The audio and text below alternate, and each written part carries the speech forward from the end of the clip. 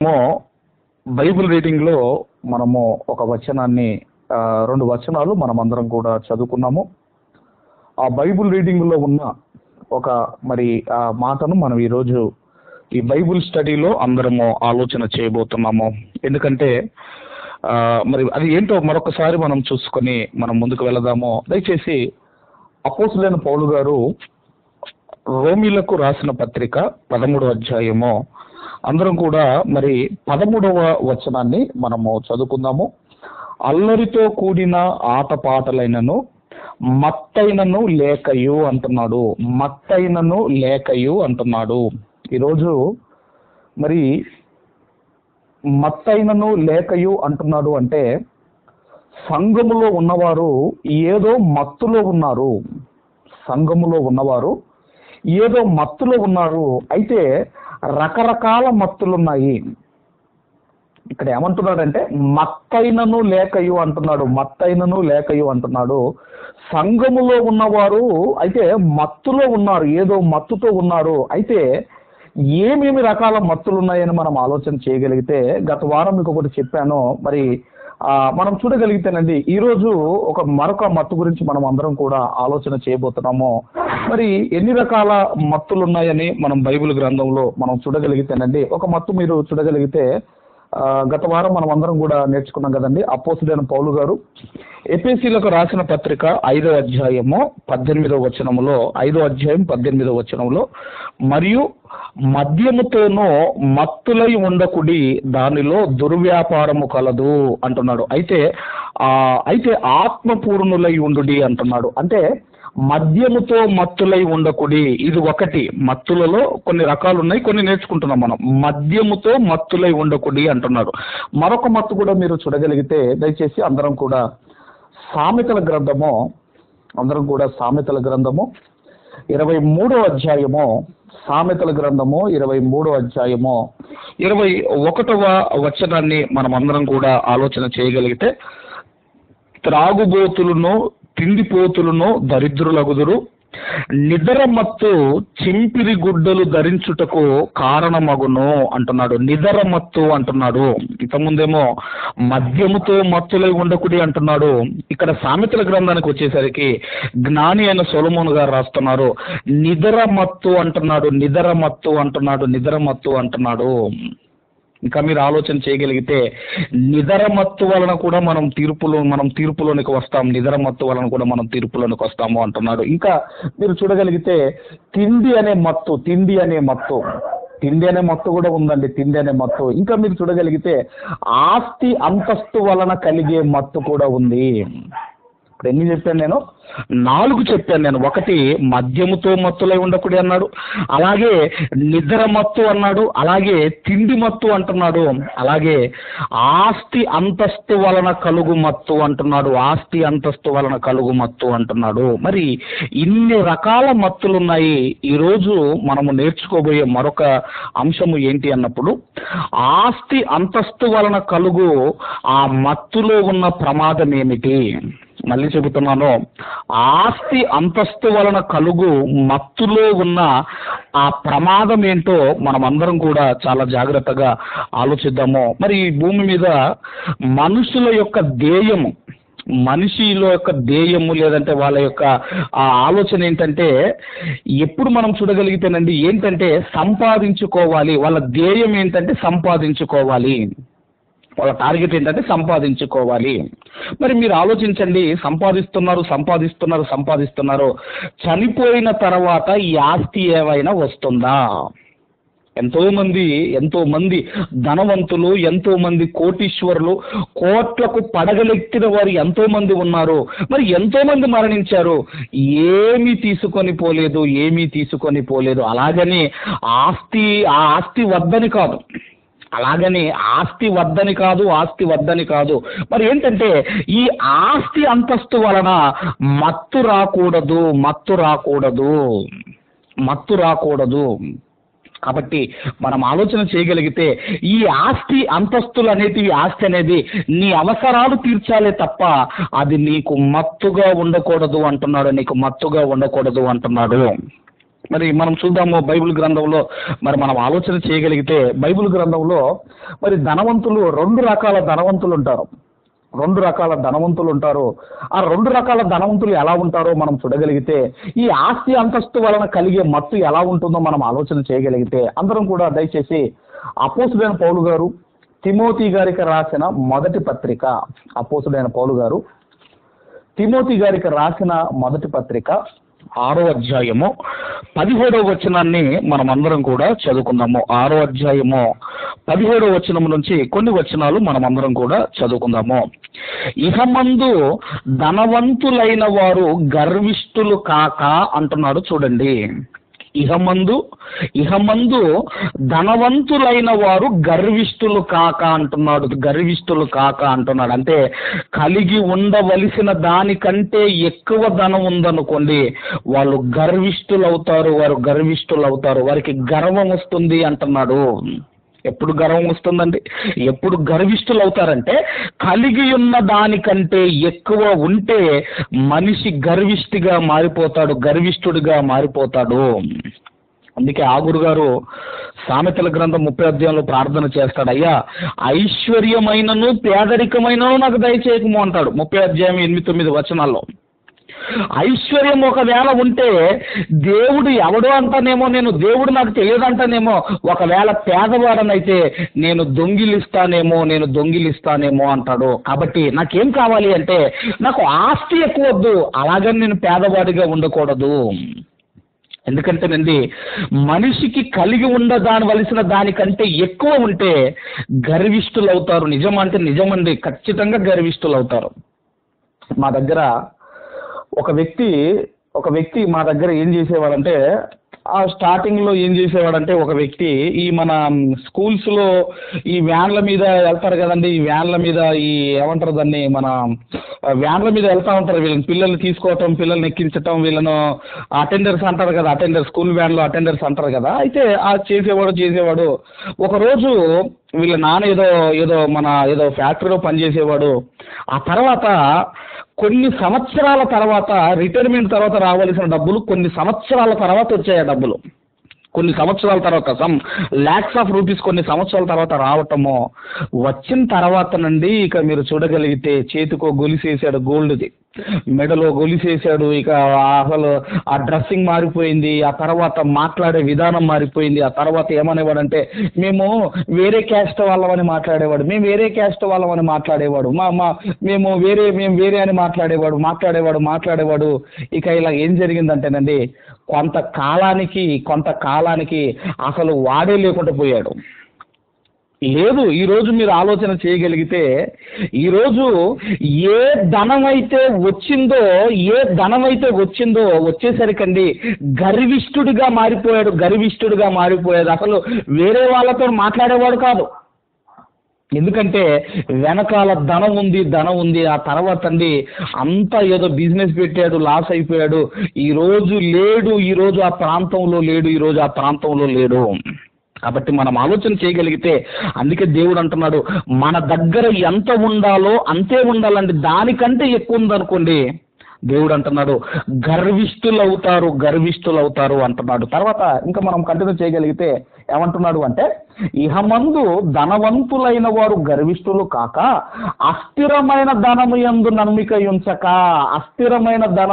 నమ్మిక ఉంచక సుఖముగా అనుభవించుటకు సమస్తమును మనకు ధారాళముగా దయచేయు దేవుని యందే నమ్మిక ఉంచుడని ఆజ్ఞాపించుము. ఈరోజు నీకు ధనం ఇచ్చేది కూడా దేవుడే, నీ అవసరాలు తీర్చేది దేవుడే, నిన్ను ఆదుకునేది దేవుడే. నీకు ఎంత ఇవ్వాలో, ఎంత అవసరమో అంత ధనం ఇస్తాడు. అయితే ఆ ఇచ్చిన దేవుని మీద మీ నమ్మిక ఉండాలి, మీ మనసు ఉండాలి. కానీ దేవుడిచ్చిన ఆ అస్థిరమైన ధనం మీద మనకు నమ్మకం ఉండకూడదు. ఇక ధనమే నువ్వు నమ్ముకుంటే నువ్వు గర్విష్ఠుడు అయిపోతావు అని దేవుడు అంటున్నాడు. గర్విష్ఠులు అయిపోతారని దేవుడు అంటున్నాడు. కాబట్టి ఇది లోకములో ఉన్న ధనవంతులైతే మన అవసరాలు తీర్చేది దేవుడు, మనకు ధనాన్ని ఇచ్చేది దేవుడు, మనకు తోడుండేది దేవుడు, మనకు అన్ని సమకూర్చేది దేవుడే. ఇక్కడ అందుకే ఏమన్నా సుఖముగా అనుభవించుటకు సమస్తము మనకు ధారాళముగా దయచేయు దేవుని యందే నమ్మిక ఉంచుడని ఆజ్ఞాపించుము. మనకు అన్ని దేవుడేనండి ఇచ్చేది, అది గుర్తుపెట్టుకోండి. తర్వాత మనం చూడగలిగితే 18-19 కూడా మనం చూడగలిగితే ఏమంటున్నానంటే, వారు వాస్తవమైన జీవమును సంపాదించుకున్న నిమిత్తము రాబో కాలమునకు మంచి పునాది తమ కొరకు వేసుకొనుచు మేలు చేయువారును సత్క్రియలు అను ధనము గలవారును ఔదార్యము గలవారును తమ ధనములో ఇతరులకు పాలిచ్చువారునై ఉండవలనని వారికి ఆజ్ఞాపించుము. ఇది రెండో రకమైన ధనవంతులండి. వీళ్ళు ఎవరు అని మనం ఆలోచన చేయగలిగితేనండి, వీళ్ళు పరలోకము కోసము ధనవంతులు, వీళ్ళు. అందుకేనండి ఇదిగో వాక్యం అనే ధనం నా దగ్గర చాలా ఉందని మనం గర్వపడాలి. నా దగ్గర వాక్యము అనే ధనము చాలా ఉంది, నా దగ్గర వాక్యము అనే ఇదిగో ధనం ఉందండి నా దగ్గర అని మనం చాలా గర్వపడాలి. కానీ ఈరోజు దేన్ని బట్టి ఈరోజు మనిషి గర్వపడుతున్నాడు మీరు ఆలోచించండి. అస్థిరమైన ధనమును బట్టి గర్వపడుతున్నాడు. కానీ ఈరోజు మనము గర్వపడవలసింది ఏ విషయంలోనంటే, ఇదిగో వాక్యము అనే ధనం ఉంది మన దగ్గర. కాబట్టి ఇది రెండో రకమైన ధనవంతులు. కాబట్టి మనం ఆలోచన చేయగలిగితేనండి, ఇదిగోనండి ఈ ఆస్తి అంతస్తు వలన ఏం కలుగుతుందంటే, ఏమొస్తుందని దేవుడు అంటున్నాడు అంటే, ఇదిగోనండి దాన్ని నమ్ముకుంటే గర్వం వస్తుంది అంటున్నాడు. దాన్ని నమ్ముకుంటే గర్వం వస్తుంది అని దేవుడు చెబుతున్నాడు. ఇంకేం చెబుతున్నాడు? ఇంకా చాలా విషయాలు మనం చూడగలిగితే, దయచేసి కీర్తనల గ్రంథము, అందరం కూడా కీర్తనల గ్రంథము 62వ కీర్తనల గ్రంథము 62వ అధ్యాయము మనమందరం కూడా 10వ వచనాన్ని మనమందరం కూడా చదువుకుందాం. 10వ వచనము, బలత్కారమందు నమ్మిక ఉంచకుడి, దోచుకొనుట చేత గర్వపడకుడి. ఈరోజు మీరు ఆలోచించండి, ఈరోజు ఎన్నో ఆన్లైన్ మోసాలు జరుగుతున్నాయి. ఎన్నో ఆన్లైన్ మోసాలు జరుగుతున్నాయి. ఈరోజు మనం చూస్తూనే ఉన్నాం. వాడు ఇంట్లో ఉండి మన డబ్బులు కొట్టేస్తాడు, బ్యాంకులో ఉన్న డబ్బులు మనకి ఏదో లింక్ పంపించి మన డబ్బులు కొట్టేస్తాడు. మనకు ఫోన్ చేసి మీకు ఇదిగోనండి, మీకు మీ బ్యాంకు ఇదిగో ఏంటిది ఏటీఎం కార్డు అయిపోతుంది, ఆ నంబర్ చెప్పండి అని ఎన్ని రకాల మోసాలు ఈరోజు మనం చూస్తున్నాము. అందుకే అంటున్నాడు, దోచుకొనుట చేత గర్వపడకుడి అని చెబుతూ కిందికి వచ్చిన తర్వాత, ధనము హెచ్చినను దానిని లక్ష్య పెట్టకుడి. అంటే ధనము పెరుగుతుంది కానీ దాని మీద మీరు లక్ష్య పెట్టకుడి, దేవుని యందే నమ్మిక ఉంచండి అంటున్నాడు.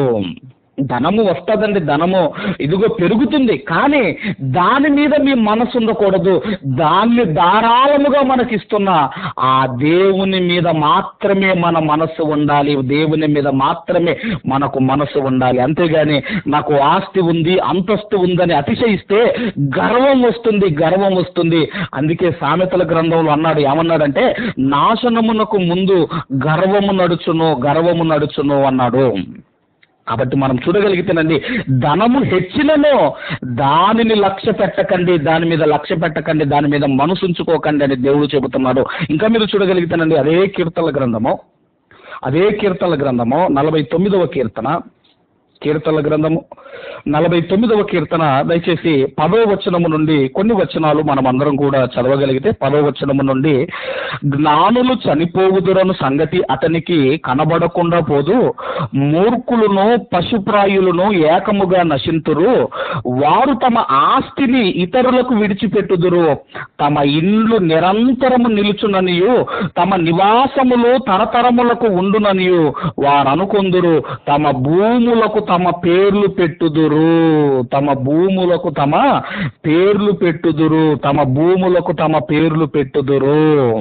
అంటే మనం ఆలోచన చేయగలిగితేనండి, ఇదిగోనండి ఈ ఆస్తి ఎల్లప్పుడూ ఉంటుంది, ఎప్పటికీ ఉంటుంది అనుకొని ఈరోజు మనం చూడగా పలాని వాళ్ళ నిలయం అని మనం చూస్తూ ఉంటాం కదా.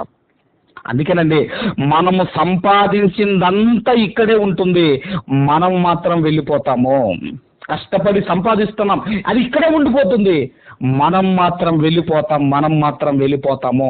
ఇంకేమంటున్నాడు అంటేనండి, 12వ వచనంలో కూడా, ఘనత వహించిన వాడైనను మనుషుడు నిలవజాలడు, వాడు నశించు మృగములను పోలినవాడు. 14వ వచనంలో, వారు పాతాళములో మందలుగా కూర్చబడుదురు, మరణము వారికి కాపరి అయి ఉండును, ఉదయమున యథార్థవంతులు వాళ్ళు నేలుదురు, వారి స్వరూపములు నివాసము లేనివై పాతాళములో క్షయమైపోవును. అంటే మనం ఆలోచన చేయగలిగితేనండి, ఇదిగోనండి, మనము చూడగలిగితే పాతాళములోనికి వెళ్ళిపోతారు, వీళ్ళందరూ కూడా పాతాళంలోనికి వెళ్ళిపోతారు అంటున్నాడు. డబ్బు, మన జీవితంలో డబ్బు సంపాదించటం అన్నది ఒక పార్ట్ కావాలి, కానీ ఇక ధనము అదే మన జీవితం కాకూడదు. కాబట్టి మనం ఆలోచన చేయగలిగితేనండి, ఒకవేళ ఈ డబ్బు సంపాదనే ధ్యేయంగా పెట్టుకుంటే మనము దేవునికి దూరం అవుతాం. అందుకే దేవుడు అన్నాడు, నువ్వు సిరికిని దేవునికిని దాసులుగా నువ్వు ఉండలేవు అన్నాడు. నువ్వు ఈ రెండింటికి ఏదో ఒకదానికే నువ్వు దాసుడవు కావాలి. నాకు సిరి కావాలి, దేవుడు కావాలంటే కుదరదు. దేవుడు అంటున్నాడు, ఇదిగో మనం సంపాదించాలి, అంతేగాని ఆ సంపాదనే మన జీవితం కాకూడదు, ఆ సంపాదనే మన జీవితము కాకూడదు. కాబట్టి దేవుడు అంటున్నాడు, మనకు ధనం పెరుగుతుంది, మనకు ఆస్తి అంతస్తులు పెరుగుతాయి, అయితే అది ఇచ్చిన దేవుని మీద మనకు నమ్మిక ఉండాలి. కానీ వాటి మీద మనం మనసు పెట్టుకుంటే, అవి వచ్చాయని అతిశయిస్తే, ఇదిగో మనము గర్వం వస్తుంది, మనము గర్విష్ఠులుగా మనం మారిపోతాము. అలాంటి వ్యక్తి ఒక ఆయన బైబిల్ గ్రంథంలో ఉన్నాడు. అలాంటి వ్యక్తి ఒక ఆయన ఉన్నాడు. మనం ఆలోచన చేయగలిగితే చాలా మంది ఉన్నారు. మరి ఈ రోజుకు మనము ఒక వ్యక్తిని మనం ఆలోచన చేయగలిగితే, ఒక రాజు గురించి మనం అందరం కూడా మరి తెలుసుకుందాం. దయచేసి అందరం కూడా రాజుల 2వ గ్రంథము,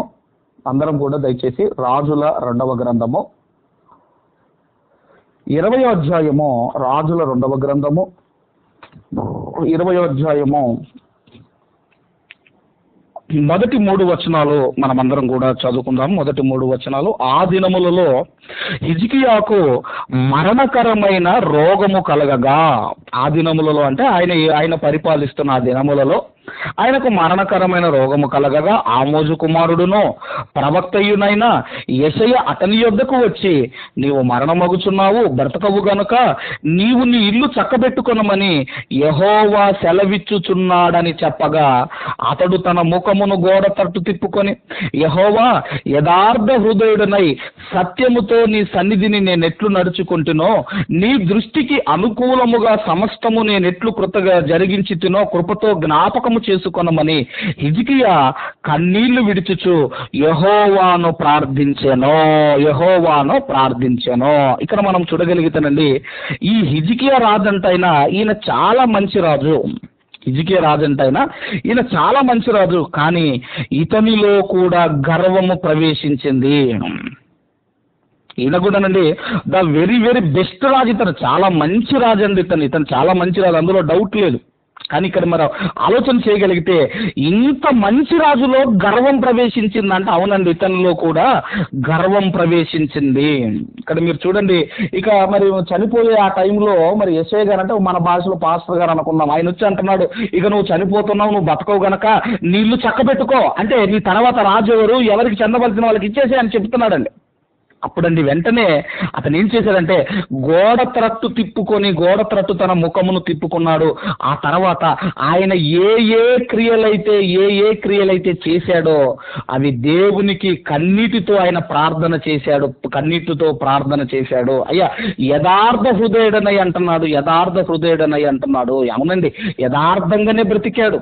సత్యముతో నీ సన్నిధిని నేను ఎట్లు నడుచుకుంటున్నో, నీ దృష్టికి అనుకూలముగా సమస్తం నేను ఎట్లు జరిగించు కృపతో జ్ఞాపకం చేసుకోనమని కన్నీళ్లు విడిచుచు యెహోవాను ప్రార్థించెను. అయ్యా, ఒక్కసారి ఇదిగో నా యొక్క ట్రాక్ రికార్డు చూడు, ఒకసారి నా ట్రాక్ రికార్డు చూడు, నేను ఎలా బ్రతికాను నీ కొరకు ఎలాంటి కార్యాలు చేశానయ్యా, ఒక్కసారి నా ట్రాక్ రికార్డు చూడు, నా ట్రాక్ రికార్డు చూడని కన్నీళ్లు విడిచి ప్రార్థన చేశాడు. కన్నీళ్లు విడిచి ప్రార్థన చేశాడు. చాలా మంది ఏమనుకుంటారంటే కేవలం ప్రార్థనలో కన్నీళ్లు విడిస్తే చాలు, ఇక దేవుడు మన ప్రార్థన వింటాడు అని. కానీ ముందుగా దేవుడు మన కన్నీళ్లు చూడాలి అంటే నీ ట్రాక్ రికార్డు బాగుండాలి, మన జీవితం బాగుండాలి. ఒకవేళ కన్నీళ్లు కార్చిన దేని కొరకు ఈ రోజుల్లో కన్నీళ్లు గారుస్తున్నారో మీరు చూడగలిగితే, మళ్ళీ ఇక్కడికి వద్దాం దయచేసి, అందరం ఇక్కడికి వద్దాం మరలా ఒక్కసారి. యాకోబు పత్రిక, మళ్ళీ ఇక్కడికి వద్దాం దయచేసి. యాకోబు పత్రిక యాకోబు గారు రాసిన పత్రిక 4వ అధ్యాయము దయచేసి మనమందరం కూడా 4వ అధ్యాయము మనమందరం కూడా 3వ వచనాన్ని అందరము చదువుకుందాము. 3వ వచనాన్ని మనమందరం కూడా చదువుకుందాము. 2-3 చదువుకుందామండి. మీరు ఆశించుచున్నారు కానీ మీకు దొరుకుతలేదు, నరహత్య చేయుదురు, మచ్చరపడుదురు కానీ సంపాదించుకొనలేరు, పోట్లాడుదురు, యుద్ధము చేయుదురు కానీ దేవుణ్ణి అడగనందున మీకేమీ దొరకదు. 3వ వచనం అంటున్నాడు, మీరు అడిగినను మీ భోగముల నిమిత్తము వినియోగించుటకై దురుద్దేశముతో అడుగుదురు గనక మీకు ఏమీ దొరుకుటలేదు. ఒకవేళ కన్నీటి ప్రార్థన చేసిన దేని కొరకు చేస్తున్నారు అంటే భోగముల కోసము కన్నీటి ప్రార్థన చేస్తున్నారు. భోగముల కోసం కన్నీటి ప్రార్థన చేస్తున్నారు. కాబట్టి ఇక్కడ మనం ఆలోచన చేయగలిగితేనండి, దేవుడు ముందు మన ట్రాక్ రికార్డు చూస్తాడు. దేవుడు ముందు మన ట్రాక్ రికార్డు చూస్తాడు. అప్పుడు హిజ్కియా గారు, అయ్యా ఒక్కసారి నా లైఫ్ని చూడు, ఒక్కసారి నా జీవితంలో నేను మీ కొరకు చేసిన కార్యాలు ఒక్కసారి చూడండి అని ఎప్పుడైతే దేవునికి మొరపెట్టాడో ఆ తర్వాత నండి మరలా ఎప్పుడైతే మరి యెషయా గారు నడిమిశాలలో అవతలకి వెళ్ళిపోక మునిపే మరలా అతనికి ఆ దేవుని వాక్కు ప్రత్యక్షమై మరలా ఇదిగో హిజ్కియా గారి దగ్గరికి వెళ్ళమని చెప్పటము, ఆ తర్వాత దేవుడు ఇచ్చిన మరి తెలియజేసిన మనందరూ నీవు కన్నీళ్ళు విడిచి చూస్తే నీ ప్రార్థన నేను అంగీకరించినాను, నేను బాగు చేసేదనని చెప్పి ఆ తర్వాత 15 సంవత్సరాల ఆయుష్కాలాన్ని దేవుడు పొడిగించాడు. ఈ సందర్భాలు మనందరికీ తెలుసు. ఇంతకుముందు 20వ అధ్యాయము 4-5 వచనాల్లో ఈ సందర్భాలు ఉంటాయి. 6వ వచనం వరకు 20వ అధ్యాయము 2 రాజుల గ్రంథము 20వ అధ్యాయము మరి 4, 5, 6 వచనాల్లో ఈ సందర్భాలు ఉన్నాయి. నీ ప్రార్థన విన్నాడు దేవుడు, తర్వాత నీ మొరను అంగీకరించాడు. 15 సంవత్సరాల ఆయుష్కాలాన్ని దేవుడు నీకు పొడిగిస్తున్నాడు. హిజ్కియా 15 సంవత్సరాల ఆయుష్కాలాన్ని పొడిగించాడు అని మనం ఆలోచన చేయగలిగితేనండి, ఇక చనిపోతాడు అన్న వ్యక్తికి దేవుడు చేసిన మేలు ఏంటంటే 15 సంవత్సరాల ఆయుష్కాలాన్ని దేవుడు పొడిగించాడు. మరి ఎంత దేవుని పట్ల కృతజ్ఞత కలిగి బ్రతకాలి మీరు ఆలోచించండి. ఎంత దేవుని పట్ల ఎంత గొప్పగా బ్రతకాలి మీరు ఆలోచించండి. కానీ ఏం జరిగింది అని మనం ఆలోచన చేయగలిగితే, ఏం జరిగింది అని మనం చూడగలిగితేనండి, తర్వాత మరలా రాజుల 2వ గ్రంథము 20వ అధ్యాయము, రాజుల 2వ గ్రంథము 20వ అధ్యాయము దయచేసి 12, 13 వచనాలు, ఇంకా కొన్ని వచనాలు మనం అందరం కూడా చదువుకుందాము. ఆ కాలమందు బబులోను రాజును బలదాను కుమారుడునైన బెరోదల్బగదాను హిజ్కియా రోగి అయ్యుండిన సంగతిని విని పత్రికను కానుకను అతని యొద్దకు పంపగా. ఏమంటున్నాడంటే ఆ తర్వాత మనం ఆలోచన చేయగలిగితేనండి, ఈ బబులోను రాజు ఇదిగో హిజ్కియా రోగి అయి ఉన్నాడు అని ఏం చేశాడంటేనండి, ఒక మరి పత్రికను ఒక కానుకను కొంతమంది సేవకులను దూతలనిచ్చి పంపిస్తాడండి. అంటే ఇప్పుడు మనము ఎవరైనా సిక్ అయిపోతే మనము పరామర్శించడానికి వెళ్తాం కదండి, మనం పరామర్శించే బ్రెడ్ కొన్ని ఫ్రూట్స్ పట్టుకొని మనం వెళ్తాం కదా, అలాగే ఇతను సిక్ అయిపోయాడు అని ఏం చేశాడంటే ఈ మన బబులోను రాజు ఏం చేశాడు అంటే ఇదిగోనండి దూతలను పంపిస్తూ కొంత కానుక కానివ్వండి, ఆ తర్వాత అతనికి ఒక పత్రికను రాసి పంపించాడు. అప్పుడు ఏం జరిగింది 13వ వచనంలో, హిజ్కియా దూతలు వచ్చిన మాట విని వారిని లోపలికి రప్పించి తన నగరి అందేమి రాజ్యమందేమి కలిగిన సమస్త వస్తువులలో దేనిని మరుగు చేయక తన పదార్థములు గల కొట్టును, వెండి బంగారములను, గంధవర్గములను, పరిమళ తైలమును, ఆయుధశాలను, తన పదార్థములలోనున్న సమస్తమును వారికి చూపించెను. ఇక్కడ మీరు ఆలోచన చేయగలిగితే, ఇక్కడ మనం చూడగలిగితేనండి, ఇదిగో అసలు ఆ దూతలు వచ్చింది ఎందుకు? దూతలు వచ్చింది ఎందుకు? ఆరోగ్యము బాగుందా లేదా అని వాళ్ళు కనుక్కొని వెళ్ళడానికి, చూసి వెళ్దామని వచ్చారు. రాజు పంపిస్తే వాళ్ళు వచ్చారు. వచ్చినప్పుడు వాళ్ళు ఏం చేయాలి? పరామర్శించడానికి వచ్చినప్పుడు ఇప్పుడు బాగానే ఉందండి, లేదంటే బాగలేదండి అని చెప్పాలి, అంతే. కానీ ఈయనేం చేశాడండి? మొత్తం చూపించాడండి. దేశంలో ఉన్న మొత్తము చూపించాడు. మొత్తం చూపించాడు. ఆ తర్వాత ఏం జరిగింది అని మనం ఆలోచన చేయగలిగితే పిమ్మట ప్రవక్త అయిన యెషయా రాజైన హిజ్కియా యొద్దకు వచ్చి, ఆ మనుషులు ఏమనిరి, నీ యొద్దకు ఎక్కడి నుంచి వచ్చిరి అని అడగగా, హిజ్కియా బబులోనను దూరదేశము నుండి వారు వచ్చి ఉన్నారని చెప్పాను. నీ ఇంటిలో వారు ఏమేమి చూచిరని అడుగగా, హిజ్కియా నా పదార్థములలో దేనిని మరుగు చేయక నా ఇంటిలోనున్న సమస్తమును నేను వారికి చూపించి ఉన్నాను అనేను. అంతటా యెషయా హిజ్కియాతో ఇట్లనెను, యెహోవా సెలవిచ్చిన మాట వినుము. వచ్చు దినములలో ఏమియు మిగలకుండా నీ నగరనందున్న సమస్తమును నేటి వరకు నీ పితరులు సమకూర్చిన దాచిపెట్టిన దంతయు బబులోను పట్టణమునకు ఎత్తుకొని పోబడునని యెహోవా సెలవిచ్చుచున్నాడు. ఇక్కడ మీరు ఆలోచన చేయగలిగితేనండి, మనము చూడగలిగితే వాళ్ళు వచ్చిన పనేంటి, ఈ రాజు చేసిన పనేంటి మీరు ఆలోచించండి. అందుకే మళ్ళీ దేవుడు యెషయాను పంపించాడండి, యెషయా ప్రవక్తను మళ్ళీ పంపించాడండి. ఈరోజు మనం ఆలోచన చేయగలిగితే, ఇదిగోనండి మా ఇల్లు చూడండి, మా బిల్డింగ్లు చూడండి, మా ఆస్తులు చూడండి, మా పొలాలు చూడండి, మా స్థలాలు చూడండి అని ఈరోజు మనం ఆలోచన చేయగలిగితే, ఆ రోజు కూడా ఆయన ఇలాగే ఆయన ఏం చేశాడంటే అన్ని చూపించాడండి. ఆయుధశాల చూపించాడు, గంధవర్గంలో చూపించాడు, పరిమళ తైలంలో చూపించాడు, అన్ని చూపించాడు. ఎప్పుడు కూడా మన బలమేంటో ఎప్పుడు కూడా ఎదుటనున్న వ్యక్తికి ఎప్పుడు కూడా మనం చూపించకూడదు, మనం ఎప్పుడు కూడా చెప్పకూడదు. కానీ ఈయన మొత్తం చూపించాడు. తర్వాత మనం ఆలోచన చేయగలిగితే, మరి ఇక్కడ ఈయన చేసిన తప్పేంటని మనం ఆలోచన చేయగలిగితే, ఆ తర్వాత ఈ రాజుల గ్రంథం చదివిన తర్వాత వెంటనే దినవృత్తాంతముల గ్రంథం చదవాలి, లేకపోతే ఇతను చేసింది ఏంటో మనకు అర్థం కాదు. ఎందుకంటేనండి, రాజులలో ద బెస్ట్ రాజు ఇతను. హిజ్కియా రాజు అంటే రాజులలో the best, very very best రాజు ఇతను. కానీ ఇతను దేవుడు చేసిన మేలుకు కృతజ్ఞతగా బ్రతకక ఇతను ఇతనిలోనికి గర్వం వచ్చిందండి. ఇది ఒకసారి నాకు చూడు, ఇదిగో అన్ని మరుగు చేయక పదార్థంలోనే ఏమి వస్తువులు, ఏమి వెండి బంగారం, ఏమి గంధవర్గం లేని పరిమళ తైలాలు, ఏమి మొత్తం ఆయుధశాల ఏమిటి, మొత్తం చూపించేశాడు. అందుకేనండి దినవృత్తాంతముల రెండవ గ్రంథము అందరం కూడా దినవృత్తాంతముల రెండవ గ్రంథము 32వ అధ్యాయము 24-25 వచనాలు మనమందరం కూడా చదువుకుందాం. 24-25 వచనాలు మనమందరం కూడా చదువుకుందాం. ఆ దినములలో హిజ్కియా రోగి అయి మరణ దశలో ఉండెను. అతడు యెహోవాకు మొరపెట్టగా ఆయన అతనికి తన చిత్తమును తెలియపరిచి అతనికి సూచన ఒకటి దయచేసెను. అయితే హిజ్కియా మనస్సున గర్వించి, ఏమంటున్నాడండి దేవుడు, హిజ్కియా మనస్సున గర్వించి తనకు చేయబడిన మేలుకు తగినట్లు ప్రవర్తింపనందున అతని మీదికిని యూదా యెరూషలేము వారి మీదికిని కోపము రాగా. అందుకే దేవుడు ఏం పనిష్మెంట్ ఇచ్చాడంటే, నువ్వు మొత్తం బబులోను రాజుకు చూపించావు కదా, అయితే అవన్నీ కూడా బబులోను రాజు తీసుకొని వెళ్ళిపోతాడు. సిద్కియా కాలములో జరిగింది ఇదంతా మనందరికీ తెలుసు.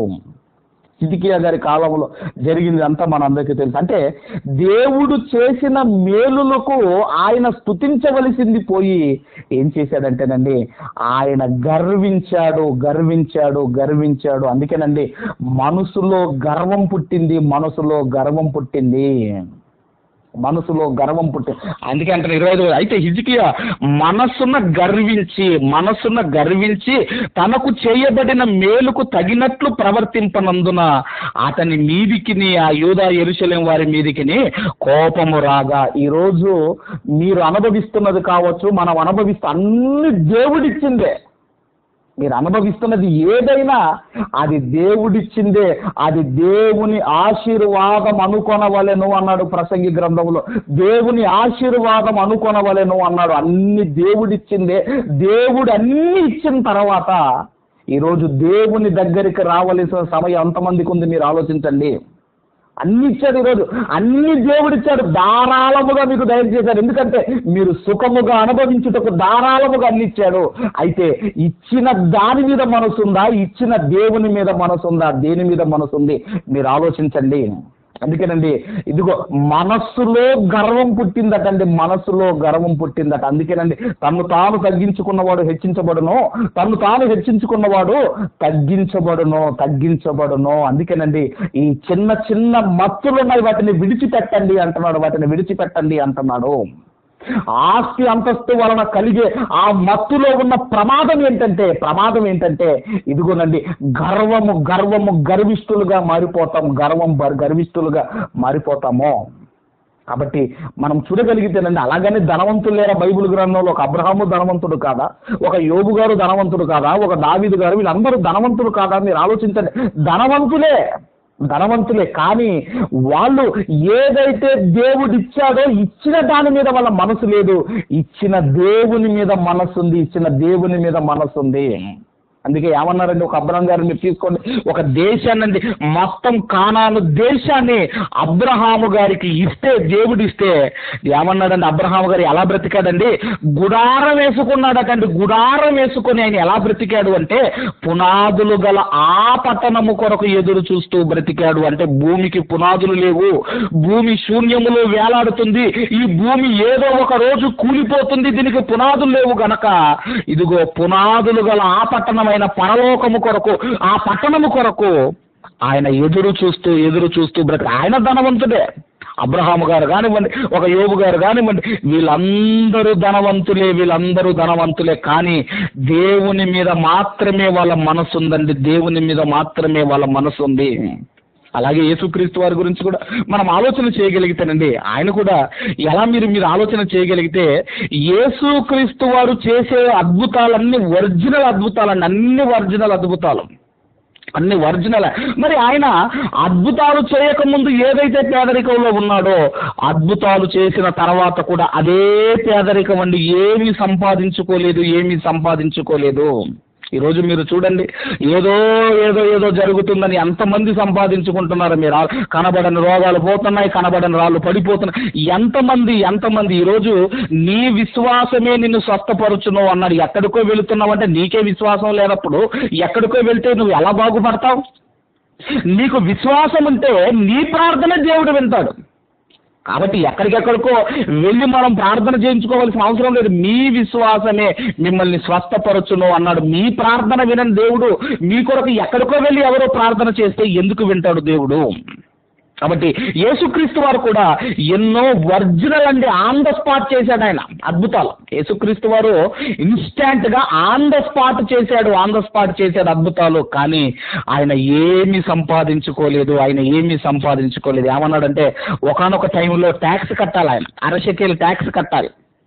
ట్యాక్స్ కట్టాలన్నప్పుడు పేతురుని పిలిచాడు, వెళ్ళు సముద్రంలోకి వెళ్ళి గాలం వెయ్యి, ఒక చేప పడుతుంది, దాని నోట్లో 1 షెకెల్ ఉంటుంది, నీకు 1/2 షెకెల్ నాకు 1/2 షెకెల్ పన్ను కట్టమన్నాడు. ఎందుకంటేనండి మరి యేసుక్రీస్తు వారికి తెలుసు, మనం ఆలోచన చేయగలిగితే ఆస్తి అంతస్తు వలన కలిగే ఆ మత్తులో ఉన్న ప్రమాదం ఏంటో భక్తులకు తెలుసు. ఈరోజు మనకు ఆస్తిగా, ఈరోజు మనకు ఏముండాలి అన్నప్పుడు, మనకు ధనముగా ఏముండాలి అన్నప్పుడు అండి ఒకసారి ఆ మాట మీరు చూడగలిగితే దావీదు గారు ఒక మాట మాట్లాడుతున్నారు. అది ఏంటో మనం చూడగలుగుతారండి. దయచేసి కీర్తనల గ్రంథము 119వ కీర్తన, కీర్తనల గ్రంథము 119వ కీర్తన 14వ వచనంలో దావీదు మహారాజు ఏమని మరి వ్రాస్తున్నారో మనం చూడగలిగితే 119వ కీర్తన 14వ వచనంలో సర్వ సంపదలు దొరికినట్లు నీ శాసనముల మార్గమును బట్టి నేను సంతోషించుచున్నాను. అంటే నాకు సంపద ఏంటంటే, నాకు ధనం ఏంటంటే, నా ఆస్తి ఏంటంటే, అయ్యా నీ వాక్యమే నా ఆస్తి అయ్యా, నీ వాక్యమే నా సంపద అయ్యా, నీ వాక్యమే నా సంపద అయ్యా, నీ శాసనాలే నాకు సంపద అయ్యా. సర్వ సంపదలు దొరికినట్లు నీ శాసనముల మార్గమును బట్టి నేను సంతోషించుచున్నాను అంటున్నాడు. అంటే వాక్యమే నా ఆస్తి అంటున్నాడు, ఈ వాక్యమే నా సంపద అంటున్నాడు, నా సంపద అంటున్నాడు దావీదు గారు. అలాగే మరి దేవునికి ఆస్తి ఏంటి, దేవునికి సొత్తు ఏంటంటేనండి, ఇదిగో మనమే దేవునికి సొత్తు, నా సొత్తైన ప్రజలు అన్నాడు. నా సొత్తైన ప్రజ అంటే దేవునికి ఆస్తి మనమైతే ఈరోజు మనకు ఆస్తి ఏంటి మీరు ఆలోచించండి. అందుకే దేవుడు అంటున్నాడు, ఆయనేనండి మన అవసరాలు తీర్చేది ఆయనే. మనం సుఖముగా బ్రతకడానికి మనకు సమస్తమును ధారాళముగా దయచేసేది దేవుడే. అయితే అస్థిరమైన ధనము యందు నమ్మిక ఉంచి గర్విష్ఠులుగా మారిపోతున్నారు. కాబట్టి దేవుని మీద మాత్రమే మనకు నమ్మకం ఉండాలి. ఎందుకంటే మనకిచ్చింది దేవుడు, మనము సుఖపడడానికి, మనం సంతోషముగా ఉండడానికి ధారాళముగా ఇచ్చింది దేవుడు. భక్తులండి దేవుని మీద మనసు పెట్టుకున్నారే తప్ప ఇచ్చిన దాని మీద మనసు పెట్టుకోలేదు. కాబట్టి ఆస్తి అంతస్తు వలన కలిగే మత్తులో ఉన్న ప్రమాదం ఏంటంటేనండి, గర్విష్ఠులుగా మారిపోతాము. ద బెస్ట్ రాజు హిజ్కియా చూడండి, దేవుడు చేసిన మేలుకు కృతజ్ఞతగా బ్రతకవలసిన ఆయన మనస్సులో గర్వించాడు. కాబట్టి మనం ఆలోచన చేయగలిగితే మనకు దేవుడిచ్చాడు, దేవుని మీద మనం మనసు పెట్టుకుందాం. దేవుడే మనకు మన అవసరాలు తీరుస్తాడు, దేవుడే మన అక్కర్లు తీరుస్తాడు, దేవుడే సమస్తము మనకు ధారాళముగా దయచేయవాడని మనము కూడా ఆనాటి భక్తుల వలె దేవుని మీద మాత్రమే మనసు పెట్టుకుందాం. మీకు ఏ టైంలో ఏది ఇవ్వాలో ఆయన ఖచ్చితంగా ఇస్తాడు. ఆయన ఖచ్చితంగా ఏ టైంలో ఏది ఇవ్వాలో అది ఇస్తాడు. మన పని ఏంటంటే ప్రార్థన చేయటం, కనిపెట్టడం మన పని. మనం ప్రార్థన చేద్దామో, మనం కనిపెడదామో, తగిన కాలమందు మీరు ఏదైతే ఆశ కలిగి ఉన్నారో ఆశగల మీ ప్రాణమును ఆయన ఖచ్చితంగా తృప్తిపరుస్తాడు. కాబట్టి ఈరోజు ఈ మత్తు గురించి మనం ఆలోచిస్తున్నాము ఏంటంటే, దేవుని మీద మాత్రమే మనం నమ్మిక ఉంచుదాము. అలా మనం అందరము ఉండాలని కోరుకుంటూ ఈ నా మాటలు ముగిస్తున్నాను. దేవుడు మనందరిని దీవించి ఆశీర్వదించును గాక. ఆమేన్.